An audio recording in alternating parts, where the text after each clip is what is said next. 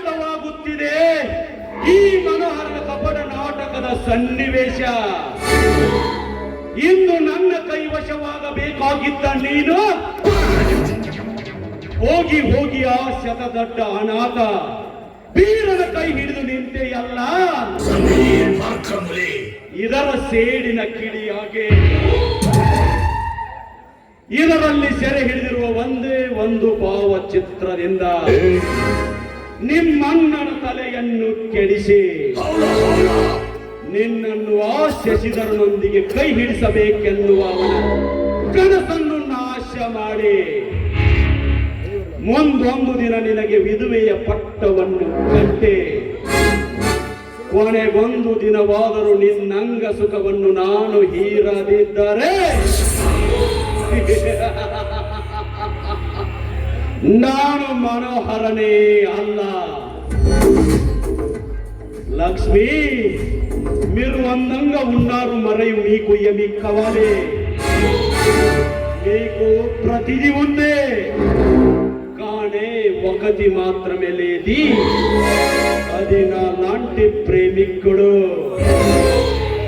మీరు అంగీకరిస్తున్నారు? I'm ready.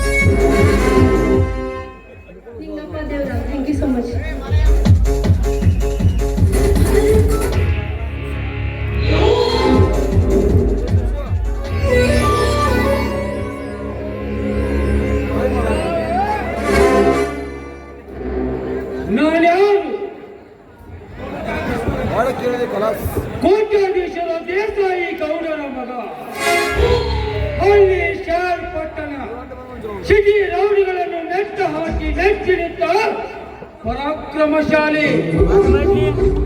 ನನ್ನ ಕಂಡರೆ ಗೃಹ ಮಂತ್ರಿ ಹೆದರುವ, ನನ್ನ ಕಂಡರೆ ಮುಖ್ಯಮಂತ್ರಿ ಬೆದರುವ. ನಾನು ಅಡಿ ಇಟ್ಟು ಹೊರಟರೆ ಇಡೀ ನಾಡಿನ ಜನರೇ ಕೈ ಎತ್ತಿ ಮುಗಿದು ಕರೆಯುತ್ತಾರೆ ಅಂದ ಮೇಲ ಒಬ್ಬ ಅನಾಥ ಕುಂಬಿ ಬೀರ ನನ್ನ ಎದುರಿಗೆ ನಿಂತಾನಂದ ಮೇಲ ಸೀತಾ ಅವರಿಗೊಂದು ಹಾಕಿಸೋ ಕೋತ. ನೋಡ್ರಿ, ನೀವು ಏನು ಹೇಳುತ್ತೀರಿ?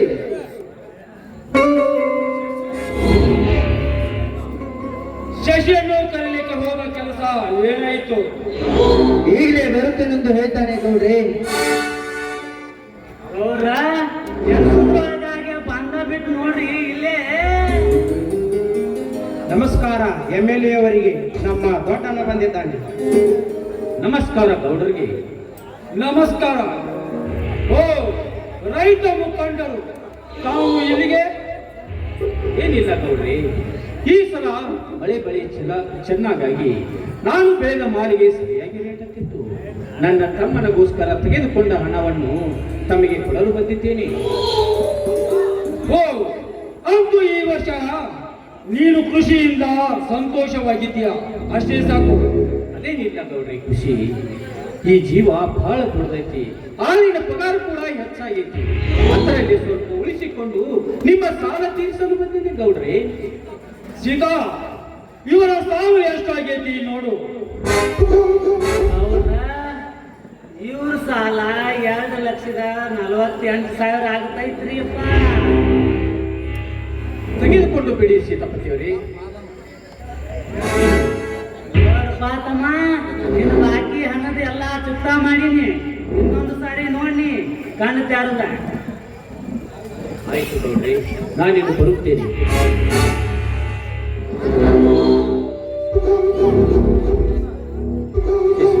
ಬಾರಪ್ಪ, ಹೋಗೋಣ. ಇಲ್ಲ ಅಣ್ಣ, ನಾನು ತುಂಬಾ ಮಾತನಾಡೋದಿದೆ. ನೀನು ನಡೆ, ನಾ ಆಮೇಲೆ ಬರ್ತೀನಿ. ಶ್ರೀಮಂತರ ಮನೆಯಲ್ಲಿ ಬಹಳ ಹೊತ್ತು ನಿಲ್ಲಬಾರದಪ್ಪ. ಬಾತಮ್ಮ, ಹೋಗೋಣ. ಇಲ್ಲ ಅಣ್ಣ, ನಾನು ನಾಳೆ ಇನ್ಸ್ಪೆಕ್ಟರ್ ಆಗಿ ಅಧಿಕಾರವನ್ನು ವಹಿಸಿಕೊಳ್ಳುತ್ತಿದ್ದೇನೆ. ಅದಕ್ಕೆ ಅವರ ಜೊತೆ ಮಾತನಾಡುವುದಿದೆ. ಏಕೆಂದರೆ ಈ ಭಾಗದ MLA ಅವರು. ಅದಕ್ಕೆ ಆಮೇಲೆ ಬರ್ತೀನಿ, ನೀವು ನಡೆಯಿರಿ. ನಾನು ಹೋಗುತ್ತೀನಿ. ಸರಿ, ನಾನು ಹೋಗಿ ಬರ್ತೇನೆ. ಬೇಗ ಬಂದ್ಬಿಡು.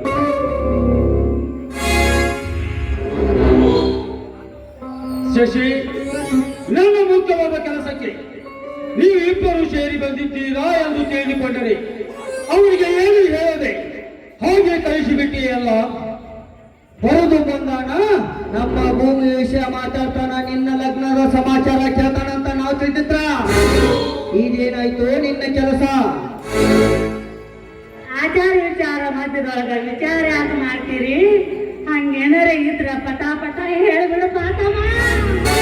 ಆ ಬೀರನನ್ನು ಇಲ್ಲಿಗೆ ಕರೆಯಿಸಿ ಅವರಿಗೆ ಕೆರಳಿನ ಹೊಡೆದು ನನ್ನ ತಂಗಿ ಲಕ್ಷ್ಮಿಯನ್ನು ಮದುವೆಯಾಗಿ ಬಿಡು. ಎಲ್ಲ ಕೆಲಸ ಸಕ್ಸಸ್ ಆಗುತ್ತದೆ. ಆಯ್ತು, ನಾವು ಅದನ್ನು ಒಪ್ಪಿಕೊಂಡು ಇಲ್ಲಿಗೆ ಬಂದಿದ್ದೀವ್ರಿ. ಇದನ್ನು ಇಲ್ಲಿಗೆ ಮುಗಿಸಿ ಬಿಡೋಣ. ಇದು ಇವತ್ತೇ ಕೊನೆಯಾಗದಿದ್ರೆ ಅವನ ತಾರೀಕು ನಾವು ಕೊನೆಗೂ ಮಾಡ್ತೀವಿ. ನೀನ ಸುಮ್ಮನೆ ನಿಂದಿರ್ಲಿಕ್ಕೆ ತಮ್ಮ. ಆ ಸಸಿ ಮ್ಯಾಲ ನಮ್ದು ಪೂರಾ ವಿಶ್ವಾಸ ಐತಿ. ಏ ಶಿಶಪ್ಪ, ನಮ್ ಲಕ್ಷ್ಮಣ್ ಮಾಡ್ಕೊಳ್ಳೋದು ನಿಮ್ಮ ಅಣ್ಣಗೆ ಒಪ್ಪಿಗೆ ಐತೇನಪ್ಪ? ಹೌದ್ರಿ, ನಮ್ಮ ಅಣ್ಣನ ಒಪ್ಪಿಗೆಯನ್ನು ತೆಗೆದುಕೊಂಡು ಇಲ್ಲಿಗೆ ಬಂದಿದ್ದೇನೆ. ಹಾಗಾದರೆ ಆ ಲಕ್ಷ್ಮಿಯನ್ನು ಕರೆದು ಕೇಳಿ ನೋಡೋಣ. ವೆರಿ ಗುಡ್, ಶಬಾಷ್. ಈಗಲೇ ನನ್ನ ತಂಗಿಯ ಲಕ್ಷ್ಮಿಯನ್ನು ಕೇಳ್ತೀನಿ. ಲಕ್ಷ್ಮಿ, ತಂಗಿ ಲಕ್ಷ್ಮಿ. ಬಂದ್ಯಾ? ಏನ್ ಕೆಲಸ?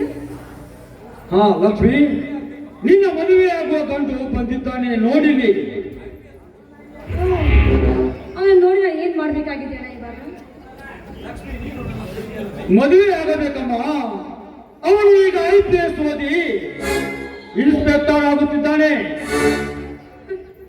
ಅವನು IPS ಆಗಿ ಕಲೆಕ್ಟರ್ ಆದ್ರೆ ಇನ್ಸ್ಪೆಕ್ಟರ್ ಆದ್ರೆ ಅಥವಾ ಈ ಊರ ಗೌಡ ಆದ್ರೆ ನನಗೇನಾಗ್ಬೇಕಾಗಿದೆ? ನಾನು ಇವನ ಮದುವೆ ಆಗಲ್ಲ ಅಂದ್ರೆ ಆಗಲ್ಲ, ಅಷ್ಟೇ. ನೀ ನನ್ನ ತಂಗಿ ಅಲ್ಲವೇ? ನಾನು ಮಗ ತಂಗಿ ಎಂಬುದು ಇಡೀ ಊರಿಗೆ ಗೊತ್ತಿರೋ ವಿಷಯ ತಾನೆ ಅಣ್ಣ. ನಾನು ಮದುವೆ ಆದ್ರೆ ಬೇರೆಯವನೇ ಮದುವೆ ಆಗ್ತೀನಿ. ಇವನು ಮಾತ್ರ ಮದುವೆ ಆಗಲಿಕ್ಕೆ ಸಾಧ್ಯ ಇಲ್ಲ. ಲಕ್ಷ್ಮಿ, ನನಗೆ ಗೊತ್ತಿಲ್ಲದೆ ನಿನ್ನ ಕೈ ಹಿಡಿಯುವ ಅವನ್ಯಾವ ಗಂಡು? ನೀನು ಇವನನ್ನೇ ಮದುವೆ ಆಗಬೇಕು. ಇದು ಈ ಜನ್ಮದಲ್ಲಿ ಸಾಧ್ಯ ಇಲ್ಲ. ನನ್ನ ಹಠನೇ ನಾನು ಮುಂದುವರಿಸೋದು. Good bye. ಲಕ್ಷ್ಮಿ, ಅಣ್ಣನ ಮಾತೊಂದು ಸ್ವಲ್ಪ ಕೇಳವ ತಂಗಿ.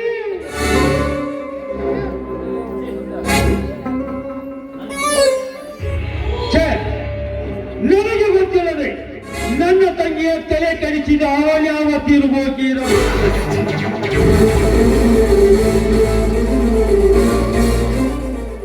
ಸ್ವಲ್ಪ ತಾಳ್ಮೆ ಇರಲಿ ಗೌಡ್ರೆ. ನಿಮ್ಮ ತಂಗಿಯ ತಲೆಯನ್ನು ಕೆಡಿಸಿದವನು ಬೇರೆ ಯಾರು ಅಲ್ಲ. ಅವನು ನಿತ್ಯ ನಿಮ್ಮ ವೈರತ್ವದಲ್ಲಿಯೇ ಇದ್ದಾನೆ. ಅಂದರೆ ನಿನ್ನ ಮಾತಿನ ಅರ್ಥ ನನ್ನ ತಂಗಿಯ ತಲೆ ಕೆಡಿಸಿದ ಅವನ್ಯಾವ ತಿರುಗೋಕಿ? ಕಡುವೈರಿ ಕುರಿಗಾರ ಬೀರ. ಲೇ ಬೀರ, ಸಾಧ್ಯವಿಲ್ಲ. ಡಬಲ್ ಡಿಗ್ರಿ ಓದಿದ ನನ್ನ ತಂಗಿಯಲ್ಲಿ ಹೆಬ್ಬಟ್ಟಿನ ಕುರಿಗಾರ ಬೀರನಲ್ಲಿ ಇದೆಂದಿಗೂ ಸಾಧ್ಯವಿಲ್ಲ.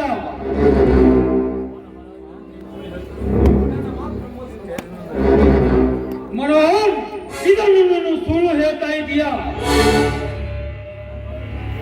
ನೀವು ನನ್ನ ಮಾತನ್ನು ನಂಬುವುದಿಲ್ಲವೆಂದೇ ತಿಳಿದು ಅವರಿಬ್ಬರು ಹಾಡಿ ಕುಣಿದು ಅಪ್ಪಿ ನಿಂತಾಗ ಅವರಿಬ್ಬರ ಭಾವಚಿತ್ರವನ್ನು ಇದರಲ್ಲಿ ಸೆರೆ ಹಿಡಿದಿದ್ದೇನೆ.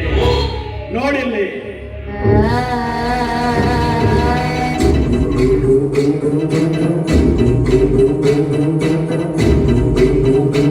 ಮನೋಹರ್, ಮನೋಹರ್, ನಾನು ಇದನ್ನು ನೋಡ್ತಾ ಇರುವೆ. ಈ ಭಾವಚಿತ್ರದಲ್ಲಿರುವುದು ಎಲ್ಲ ನಿಜವೇ? ಒಂದು ವೇಳೆ ನಿಜವಾದರೆ ಆ ಬಿಡಬಿಕಾರಿಯನ್ನು ಇಲ್ಲೇ ಹಿಡಿದು ತರಿಸಿ ತುಂಡು ತುಂಡಾಗಿ ಕತ್ತರಿಸಿ ಹಾಕ. ಮನೋಹರ್, ನಿಂದೇನು ಇದಕ್ಕೆ ಉತ್ತರ? ನೋಡ್ರಿ, ನೀವು ಕೊಟ್ಟಿದ್ದೇ ಮಾರ್ಗ, ನೀವು ಆಡಿದ್ದೇ ಅಂತಿಮ ತೀರ್ಪು. ಆಯುಷ್ಯದ ಅವಧಿ ಮುಗಿದಿರುವ ಅವನಿಗೆ ಇನ್ನು ಸಮಯ ಬೇಡ ಗೌಡ್ರೆ. ತಾಳ್ಮೆ ಎಂಬುದು ತಾಳ ತಪ್ಪಿ ನಿಮ್ಮ ಬಾಳ ಬಳ್ಳಿಯೇ ಹರಿದು ಹೋಗುತ್ತಿರುವಾಗ ತಡಬೇಕೆ? ಅಪ್ಪಣೆ ಮಾಡಿಬಿಡಿ ಗೌಡ್ರೆ. ಅಂದ್ರ ಅವನ ಕತಿ ಮೀಸಿ ಈ ಶಶಿಗೆ ತಿಥಿ ಮಾಡಾಕ್ ಹೇಳಿಬಿಡುನು. ಅವಸರದಲ್ಲಿ ಆಯುಷ್ಯಕ್ಕೆ ಕೈ ಹಾಕಿ ಅವಸಾನ ತಂದುಕೊಳ್ಳಬೇಡಿ. ನಿಮ್ಮ ತಂಗಿ ಈ ಶಶಿಯನ್ನು ಕೈ ಬಿಟ್ಟು ಅವನ ಕೈ ಹಿಡಿದರೇನಾಯಿತು? ಈಗ ಇವನ ಮದುವೆಯೂ ಆಗಬೇಕು, ಅವರಿಬ್ಬರ ಪ್ರೀತಿಯೂ ಮಣ್ಣಾಗಬೇಕು. ಅಂತಹ ಕಾರ್ಯವನ್ನು ನಾನು ಮಾಡಿ ತೋರಿಸ್ತೀನಿ. ಇದಕ್ಕೆ ನಿಮ್ಮೆಲ್ಲರ ಒಪ್ಪಿಗೆ ಇದೆ ತಾನೇ? ಹೌದಾ? ಅವೇನೆಂದು ಬೇಗ ಹೇಳು ಮನೋಹರ್. ನನ್ನ ತಾಳ್ಮೆ ಎಂಬುದು ಎಡೆ ಎತ್ತಿ ನಿಂತಿದೆ. ಹೇಳು. ನನ್ನ ಚಿಕ್ಕಪ್ಪನ ಮಗಳು ಲಾವಣ್ಯ ಅಂತ ನನ್ನ ತಂಗಿ ಇದ್ದಾಳೆ.